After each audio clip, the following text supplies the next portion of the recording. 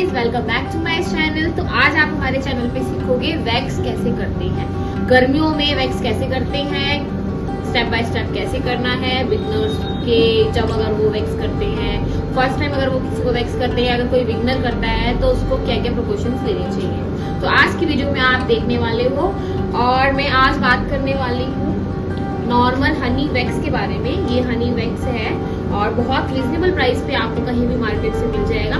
जरूरी नहीं है आपको सिर्फ हनी जो वैक्स आता है उसी के नाम से लो, बहुत सारी कंपनी के आते हैं वो आप ले सकते हो। और ये सबसे बेसिक वाला वैक्स की वैरायटी है प्लेन हनी वैक्स। इसमें बहुत सारे फ्लेवर्स आते हैं, बहुत सारी वैरायटी आती है। तो आज हम नॉर्मल वैक्स करने वाले हैं हनी वैक्स, क्योंकि अगर आप बिगनर हैं तो आपको बिल्कुल शुरुआत से सीखने की जरूरत है, आपको हर एक वैक्स के बारे में पता होना चाहिए।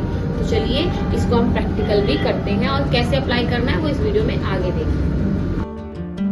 तो गाइज ये सारा वो सामान है जो हमें वैक्स के लिए जरूरत पड़ेगी। तो हमने थोड़ा सा गरम कर लिया है और ये प्लेन है इसलिए ये इतना ही थिक रहता है, ज्यादा थिक नहीं होता है। इसको मैंने अपने टेम्परेचर के हिसाब से इसको सेट कर लिया है, जैसा टेम्परेचर आपको चाहिए अब उस हिसाब से। लेकिन किसी को करने से पहले आप अपने हाथ पर टेस्ट कर सकते हैं कि इतने में वो कंफर्टेबल होगा या नहीं। और फिर हमें चाहिए वैक्स की स्ट्रिप्स और हमें चाहिए टैल्कम पाउडर विद स्पंज के साथ में। तो आप जब भी वैक्स करते हो तो आप अपनी बॉडी पे किसी भी एरिया में कर रहे हो वहां पे आपको हमेशा पाउडर लगाना है, क्योंकि इन दिनों में बहुत ज्यादा स्वेटिंग होती है। तो स्वेटिंग को रोकने के लिए और जो भी बाल होते हैं वो हमें अच्छे से विजिबल हो जाते हैं, खड़े से हो जाते हैं। तो क्या करना है, आपको थोड़ा सा वैक्स लेना है और थोड़ी सी पार्टिंग में आपको लगा देना है। अगर आप बिगनर हैं तो आप थोड़ी थोड़ी पार्टिंग करो फिर काम करो, लेकिन अगर आप एक्सपर्ट हो गए तो आप लंबी लंबी पार्टिंग में भी कर सकते हो। जैसे जैसे आप सीखते जाओगे वैसे वैसे आपकी वैक्स करने की स्पीड बढ़ती जाएगी। अब मैंने क्या स्ट्रिप्स को चिपका दिया और पुल कर दिया, ये देखो अच्छे से थोड़ा सा प्रेशर देना है और पुल कर देना है।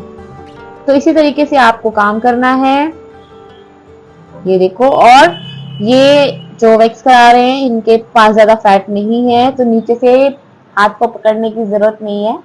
आप बिना स्किन को टाइट करे हुए वैक्स की स्ट्रिप्स को निकाल सकते हो। लेकिन अगर किसी का फैटी आर्म होती है, ज्यादा फैट होता है, लटकी होती है बाजू, तो आपको क्या करना है, स्किन को टाइट करके पकड़ना है फिर पुल करना है वैक्स की स्ट्रिप्स को। इससे क्या होगा, क्लाइंट को दर्द नहीं होगा और स्किन भी खिंचेगी नहीं। तो आपको इन सब चीजों का ध्यान रखना है, छोटी छोटी चीजें हैं, अगर आप फिनिशिंग के साथ काम करोगे तो अच्छा लगेगा। क्लाइंट के साथ आपका एक्सपीरियंस अच्छा होना चाहिए दोनों का।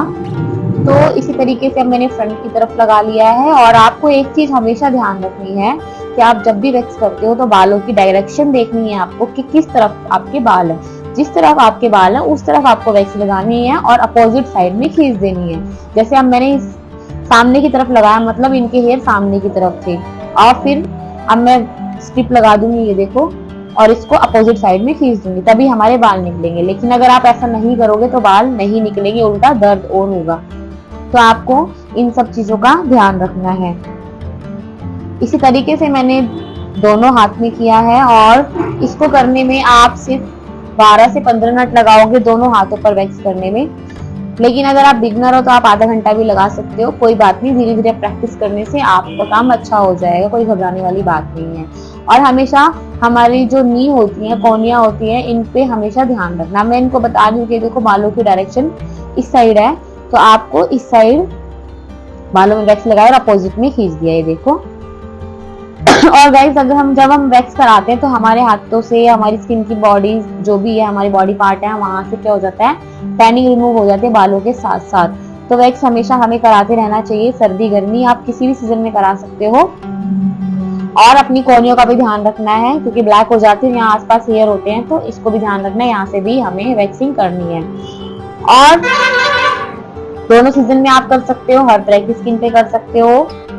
सैलून में बहुत सारी वैक्स होती हैं, अलग अलग वैरायटी की होती है, अलग अलग रेंज की होती हैं। तो आपको हमेशा अपने सैलून में अलग अलग टाइप्स की वैक्स रखनी चाहिए, ताकि क्लाइंट के पास बहुत से ऑप्शन हो और आपको उनके बेनिफिट्स पता होने चाहिए, तभी आप अपने क्लाइंट को एक्सप्लेन कर पाओगे कि उसे ये वाला वैक्स क्यों लेना चाहिए। तो अगर आप किसी को फर्स्ट टाइम वैक्स कर रहे हो तो आप ये ले सकते हो, बहुत अच्छा है, या फिर एलोवेरा ले सकते हो। तो इसी तरीके से आपको पूरे हैंड में, पूरी बॉडी में आप इस तरीके से वैक्स कर सकते हो। हम और अच्छे तरीके से आपको थोड़ी प्राइवेसी के कारण नहीं दिखा सकते। आई होप आप लोगों को ये वीडियो पसंद आई होगी। तो गाइज ऐसी ही वीडियो बैक टू बैक अब आपके लिए रोज आती रहेंगी। तब तक के लिए बाय बाय, मिलते हैं नेक्स्ट वीडियो में।